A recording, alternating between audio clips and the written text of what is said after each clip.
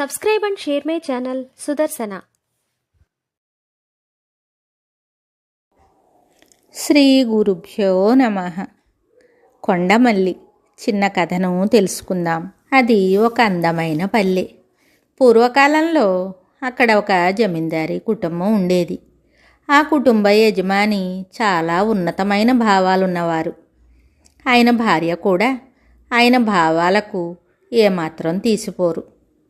మంచితనంలో, ఉన్నత భావాలలో వారికి వారే సాటి.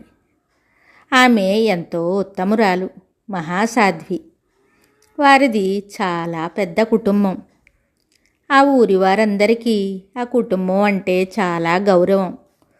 మంచితనం, సాత్విక భావం, దయా దాక్షిణ్యాలలో వారికి వారే సాటి. ఒకసారి వారింటికి భట్రాజులు వచ్చారట. పూర్వకాలంలో పెద్ద కుటుంబాల వారిని భట్రాజులు పొగిడేవారట. అప్పుడు ఆ యజమాని వారికి సంతోషంగా బహుమతులు ఇచ్చి పంపేవారట. అలాగే వీరింటికి వచ్చి ఇలా పొగిడారట. శ్రీకర మంచిరాజు కుల చందనమూర్తి, పరోపకారి దుర్ధాన్న దురాన్నముల్గొనడు, తప్పదు స్వామి ఇతి హితోపకార్యముల్జేయ, బళిర శ్రీని కీర్తి బళిర విల్లె, ఎంచబూనితి నీ కీర్తి మంచిరాజు, వంశగుణధుర్యా జోగయ్య మంత్రివర్య అని పొగిడారట. ఇది వారి పెద్దలు చెప్పుకుంటుంటే విని చెప్పిన పద్యం. నాకు తెలిసింది ఇక్కడ చెప్పాను. ఆ పద్యం వినగానే ఆ యజమాని వారికి తన తలపైనున్న తలపాగా తీసిపెట్టి సత్కరించి పంపారట. ఆ కుటుంబంలోని ఒక కొమ్మకు పూసిన పువ్వే మన కొండమల్లి. ఆ కుటుంబ పరిస్థితులకు అనుగుణంగా పెరిగి పెద్దదయ్యింది. ఆ కుటుంబం ఎన్నో మధుర స్మృతులకు నిలయం. ఆ కుటుంబం చాలా పెద్ద కుటుంబం కారణంగా కాలక్రమంలో కొన్ని సాధక బాధల వల్ల వారి ఐశ్వర్యం తగ్గుముఖం పట్టింది. కుటుంబ భారం పెరిగింది, ఆదాయం తగ్గింది. ఈ పరిస్థితులు ఇలా ఉండగా అనుకోని కష్టం ఆ కుటుంబానికి వచ్చింది. ఆ కుటుంబ యజమాని నిష్క్రమించారు. ఈ పరిస్థితుల ప్రభావంతో కొంతకాలానికి ఆ కుటుంబంలోని వారంతా ఎవరి దారి వారిదయ్యింది. మన కొండమల్లి చిన్నతనం నుంచి ఆయా పరిస్థితులకు అనుగుణంగా పెరిగింది. కొండమల్లి పెరిగి పెద్దదయ్యేసరికి పెద్దలు సంపాదించిన సంపద కరిగిపోయింది. కుటుంబాలు మిగిలాయి. ఎవరికి వచ్చిన విద్యలో వారు రాణించారు. ఈ కొండమల్లి కుటుంబం కూడా పెద్దదే, కానీ పరిస్థితులకు ఆ కుటుంబం భయపడలేదు. అందులో తల్లి తండ్రి బాధ్యతగా ఉంటే తక్కిన ఏ సమస్య కాదు. వారు ఎంతో ధైర్యంగా, బాధ్యతగా పిల్లల్ని పెంచి పెద్ద చేసి వారు వారి విధిని నిర్వర్తించారు. ఈ రోజుల్లో ఒక్క పిల్లను పెంచడానికి ఎంతో కష్టపడుతున్నారు. కానీ ఆ రోజుల్లో అలా కాదు. తల్లిదండ్రుల కష్టాన్ని అర్థం చేసుకుని వారు చెప్పినట్లు వినేవారు పిల్లలు. మన కొండమల్లికి వయసు వచ్చింది, పెళ్ళయ్యింది. అత్తారింట్లో కూడా ఎంతో శోభాయమానంగా సువాసనలు వెదజల్లింది. కొండమల్లి కదా, ఎక్కడ ఉన్నా సువాసనలు వెదజల్లుతూ ఆహ్లాదంగా ఉంటుంది. పూర్వీకుల పుణ్యం, కొండమల్లి అదృష్టం ఏమైతేనేం వేసిన ప్రతి అడుగు విజయవంతం అయ్యింది. కొండమల్లి అమ్మ అయ్యింది, అమ్మమ్మ అయ్యింది, బామ్మ అయ్యింది.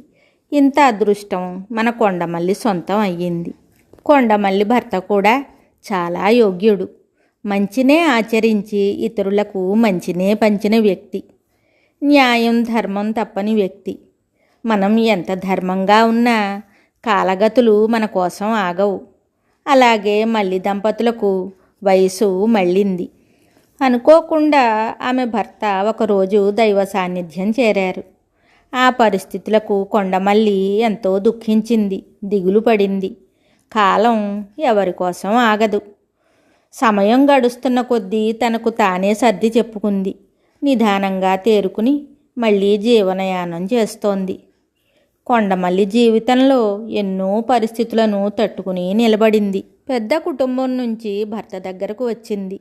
జీవితానికి సర్ది చెప్పుకుని ఎక్కడ ఎలా ఉంటే అలా సర్దుకుని జీవించాలి, ఎక్కడ పరిస్థితులను బట్టి అక్కడ అలవాటు పడాలి అని తనకు తానే చెప్పుకుంది. అలాగే జీవితం గడిపింది. అందరిలో ఒకరిగా జీవించింది. మరలా ఇప్పుడు పరిస్థితులకు రాజీపడి తన మనస్సులో దైవాన్ని నింపుకుని భక్తి అనే సౌరభంతో తన జీవితాన్ని కొనసాగిస్తోంది. ఎంతైనా కొండమల్లి కదా, ఎటువంటి పరిస్థితులనైనా తట్టుకుని జీవితాన్ని సంతోషంగా కొనసాగిస్తోంది. పిల్లలు అనేవాళ్ళు తల్లిదండ్రుల జీవితాల్లోకి వస్తారు.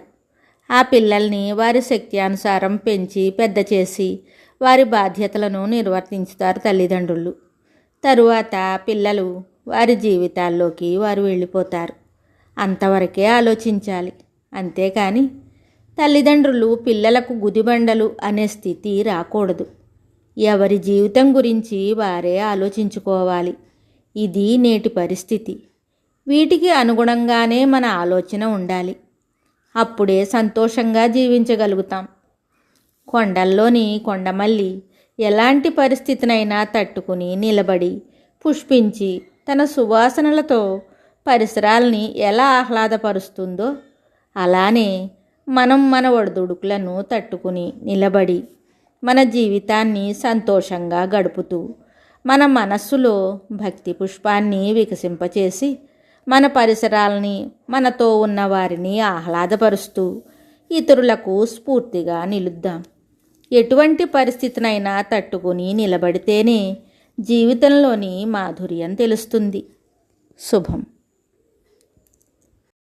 Subscribe and share my channel Sudarsana.